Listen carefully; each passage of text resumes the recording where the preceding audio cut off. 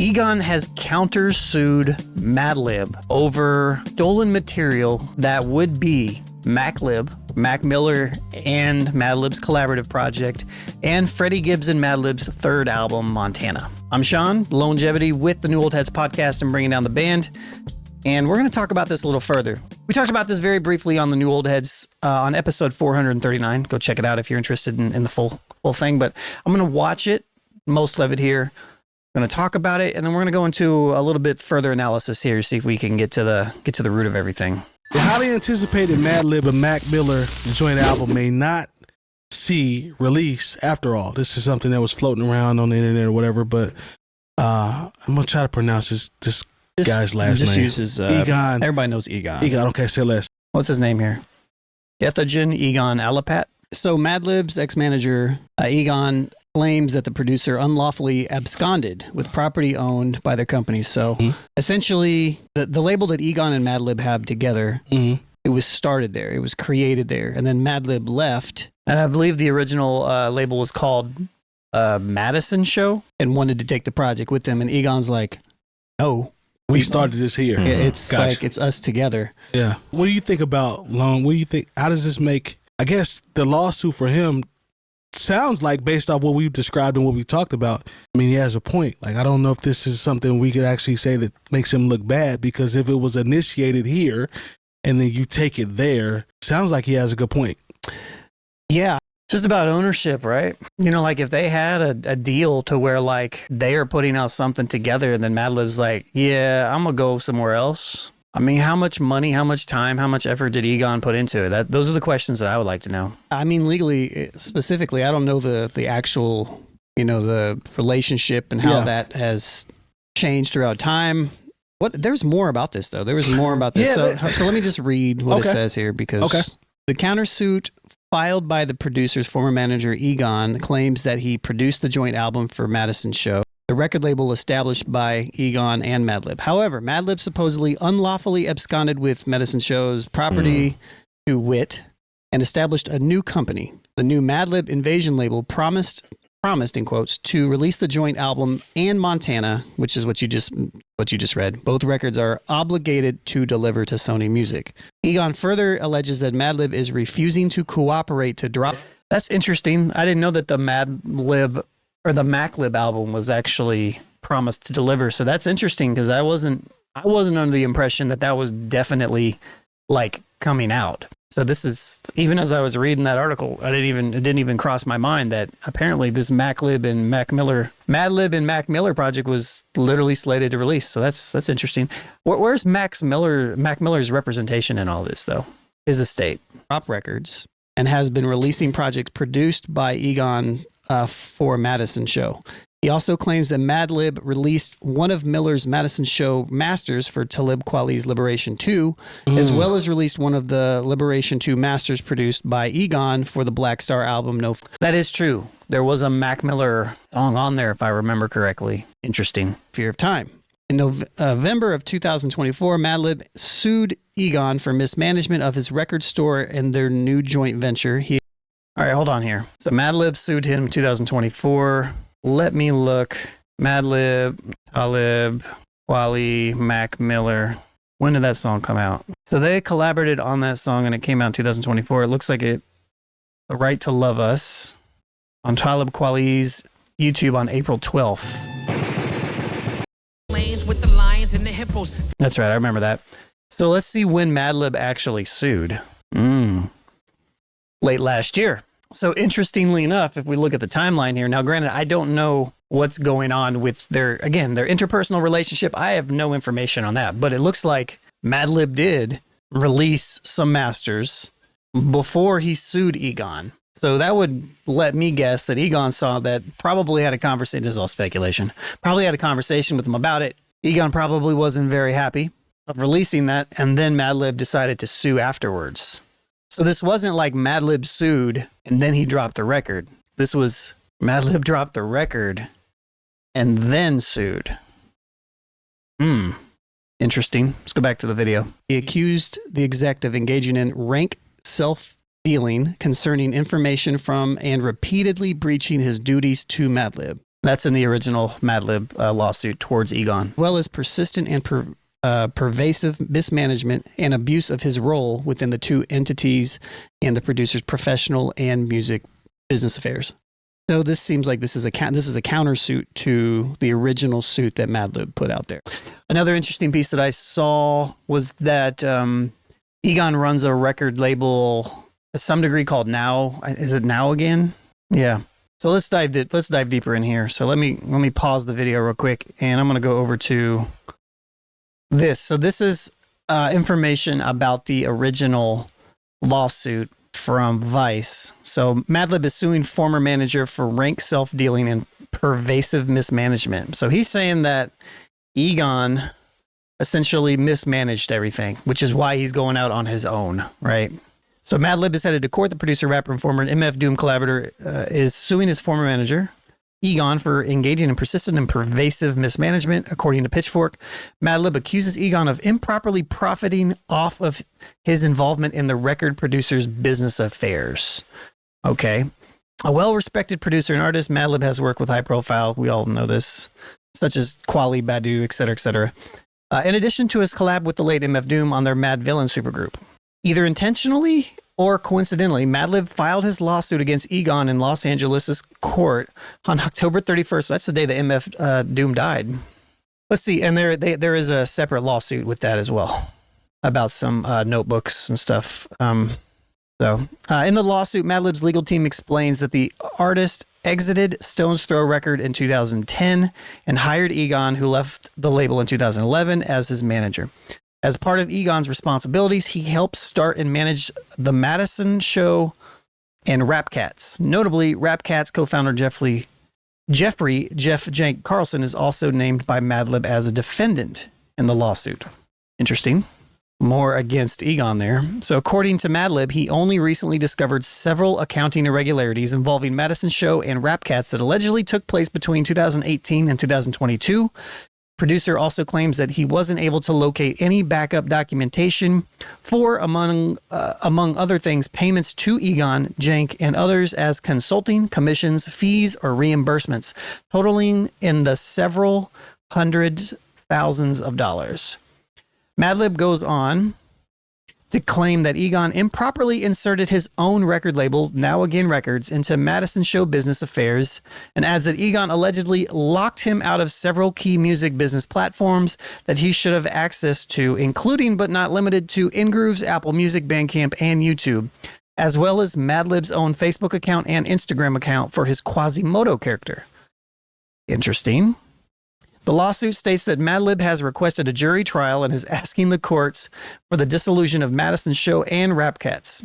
He also believes that he should be awarded punitive and exemplary damages for the alleged breach of fiduciary duty of Egon and Now Again Records. Lastly, Madlib is asking for a court declaration that none of the defendants own or has any continuing right or interest in his music recordings, registered trademarks, or professional career in general, including his name and likeness. Interesting. So if that is the case, where Egon is funneling money in the incorrect type of way, that sounds bad. The fact that he has locked him out of multiple platforms, that's bad. Now, this could also be a thing to where, like, it could just be, man, I wonder how much, hopefully his house fire that he had doesn't have any type of effect with this. But I look at this in two potential ways. I do not know Madlib. I don't know his business acumen. I do know that a lot of people that are super creative people, I know I'm generalizing here, but a lot of them, and this is just my own dealings in person, a lot of them don't really have a good handle on their business and how to do stuff. And a lot of times, it's very easy to not pay attention to some things and stuff will slip through the cracks, and or that's why you have somebody like an Egon to manage your stuff. I would be interested in understanding more information on how much Madlib, throughout the relationship with Egon and this record label, consistently had a part in dealing with his music business platforms, such as YouTube, Bandcamp, Apple Music, InGrooves, Facebook, and Instagram. Did he manage those at all? Or was that primarily always something that Egon managed? Because if that's something that Egon always managed, then this is kind of a moot point outside of the fact that he wouldn't give him access to it. That is a problem, right? I think that's a problem. Unless it's in a contract somewhere. I don't know. But that doesn't really make any sense. But it does give Egon power in a particular way if he feels like he's slighted against Madlib in any particular type of way.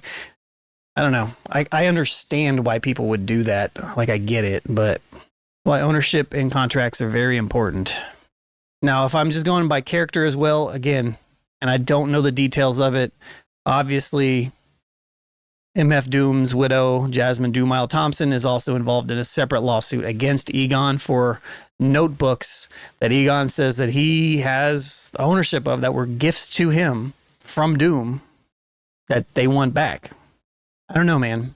Like an interesting ethics question right there. It's like in both situations. So anyways, that's the lawsuit that Madlib put out. Now let's go over to the other one, which this is Madlib's manager countersues over bitter split, citing misconduct and Mac Miller music release. So let's scroll down to, let's zoom, make this a little bigger here. All right. So months after hip hop producer Madlib filed a lawsuit against his former manager and business partner, Egon, the exec is now suing him right back, blasting him for having the audacity to bring his this mean-spirited personal action and citing a potential release of music by the late Mac Miller. In a countersuit filed last week in Los Angeles court, Egon accused Madlib of wide-range misconduct following the sudden end of their long partnership, a split that Egon said came after he had spent more than a decade building Madlib's career and catering to his whims and eccentricities. Madlib had the audacity to bring this mean-spirited personal action against Egon, accusing him with no basis or any proof. 𝗕𝗥𝗓𝗡𝗚𝗓? I don't know. I'm sorry if I butchered it. The manager's lawyer writes in the May 14 cross complaint, instead, the apparent spell of his transactional lawyer manager, it is Madlib who has unlawfully absconded with property. The lawsuit did not disclose the identity of the lawyer manager in question. Madlib's attorney did not immediately return a request for comment. Madlib, a critically acclaimed producer known for his work with Kanye West. He's not known for his work with Kanye West. He's known for his work with Freddie Gibbs and Stone's Throw and MF Doom and Quasimodo. And he filed this lawsuit against Egon in October, accusing him of rank self-dealing and pervasive mismanagement. The case accused Egon of abusing his power over their companies. Okay. But in last week's countersuit, it was Egon's turn to level the accusations. After more than a decade, Madlib says, Madlib cut off all ties.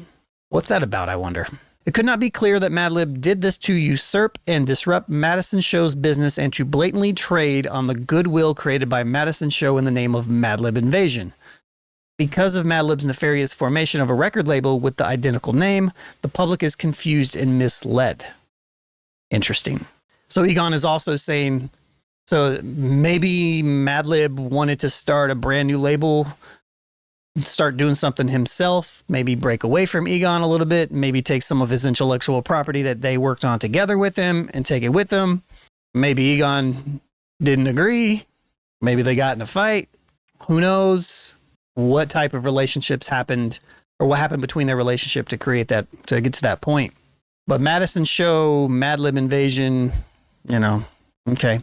Egon says Madlib's new label is interfering with music projects that legally belong to the old company, including the release of a years-old recording of the late Mac Miller that has been rumored to be in the works. Miller's estate is not involved in the dispute nor accused of any wrongdoing. He also says Madlib is refusing to complete an album for Freddie Gibbs, that they are contractually obligated to deliver to Sony Music. So that's interesting that I thought that the Freddie Gibbs Montana 3 was done. Seems like it's not. A lawsuit from Madlib is the second legal battle Egon has faced in recent years. Back in 2023, MF Doom's widow, Jasmine 𝗕𝗥𝗓𝗡𝗚, filed it, and we talked about this earlier. It's a lot of information. Let's go back to the video here and see what else we say, and then go from there. And then I'll add some more commentary. Yeah. That's a lot there. That's a lot. Yeah, it's a little bit deeper than I thought. Just imagine I just read that to him. So in other words, whenever this finally gets settled, we'll get the music. Maybe. Yeah. Yeah. Because to me, and that was another question that I had in there is, the possibility or potential of the importance of, first of all, a Madlib and Mac record, to me, that is impactful. Knowing that it was, like I said earlier, it was recorded properly. And then Freddie Gibbs, based off their track record, these are two records that I feel I would deem need to be heard. So none of the artists involved in this have any ownership on this either. It's only owned by Madlib and the Egon dude. Based upon what it says here, it says that the album was executive produced and the ownership in general of the project, because it is a Madlib project.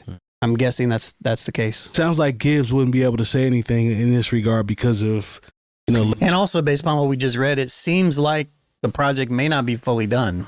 The legalities between those. Now, this doesn't mean that they can't work together and put out another third project that's not called Montana, but there is also another interesting piece to where Egon's lawsuit says that they owe the parent record label another album too. So I guess he'd have to sit and wait as well. It seems like the one thing that's holding it up is the fact that at least part ownership is from this Madison show. Yeah.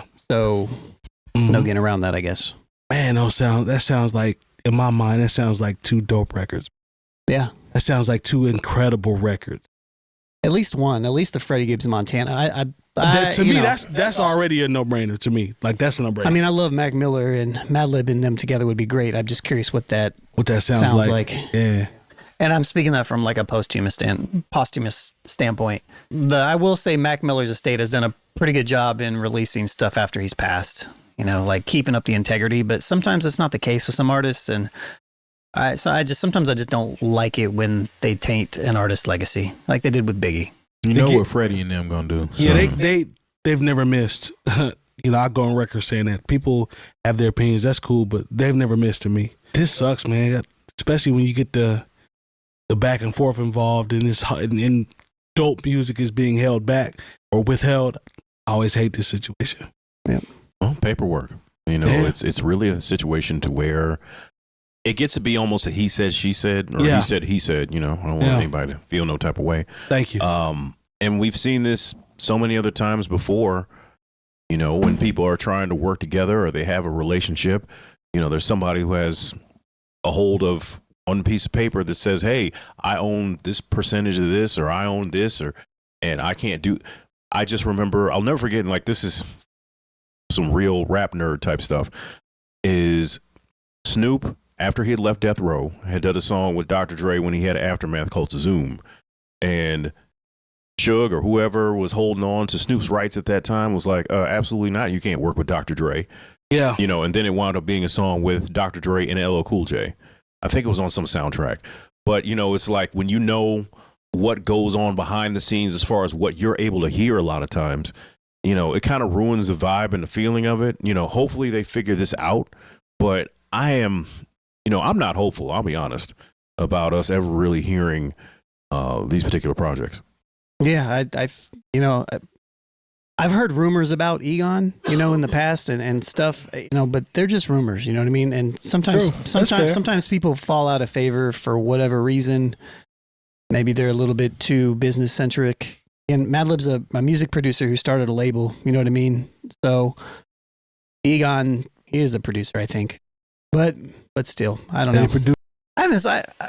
I kind of remember Egon producing, but I don't remember anything that he's done in a long time. Seems like he's kind of like fully taken on the business role. Like I saw, there's a picture somewhere of like Madlib, Dilla, Egon, and MED all together in a room. This is like back 2004. You know what I mean? And I think because Egon worked with Stone's Throw too, so I don't know the capacity of all this stuff. I do know that I don't really fuck with Stone's Throw because they're a little weird. But anyways. It's a personal thing. But this is the other side of like working with somebody. Like if it's completely equitable, Madlib is the creative. He is the person with the talent. He made the stuff. He's putting the stuff together. He's the name, but there is a machine behind that person. And it seems like Madlib was Egon was that machine for a long time that was helping put everything in the right place, crossing all the T's, dotting all the I's, and doing all that stuff. Now, did Egon get paid while he was doing this, or was he only being paid a percentage of whatever the stuff was doing? You know what I mean? then I guess you could kind of come into maybe the original deal was a little goofy or not. I don't know, but I don't know the details of it. But generally speaking, when you sign those contracts and you start working with people and you go on board and you make a project like, you're like, all right, we're going to do 3 Freddie Gibbs albums and we're going to promise them to these people over here. And then you try to take it off and do it, like, you're kind of in the wrong, you know, like whether it's like wrong from an altruistic, humanistic level, like legally, you know, like you got to kind of know what you're doing there. So, you know, it could be all bad for Madlib, you know what I mean? And I don't know either of these people, so I can't really chime in on anybody's character here, but looking at it from the outside in, seems like Madlib had some issues with Egon. Sounds like Egon's like, well, we have this stuff here that's at least contractually, you know, together, and we need to finish this out. And then the thing is like, the easy way around this is drop these 2 records with Madison Show and then move on, or do a buyout, you know, do a buyout to some degree, you know. Maybe that's an option, or maybe Egon won't allow it. But like, if you're Madlib and you don't want to work with this person anymore, that's really the only solution if he's got paperwork. So it's unfortunate. This is an unfortunate thing. It's very unfortunate that, like Mike said in the segment, it's like, it's unfortunate that something as important to hip hop as like a Mac Miller album with Madlib, or even as good as what the potential of a Freddie Gibbs and Madlib version 3, volume 3 would be, you know, gets hung up on stuff like this. But again, this stuff happens all the time. I just recently talked about the clips and how, you know, they got dropped from Def Jam, but he had to pay a bunch of money to get off the deal. So it is what it is. If you want to check out this segment and more of ours, this is off episode 439. Become a Patreon member for $5. Support creatives if you want. And then until next one, this is Unpacked.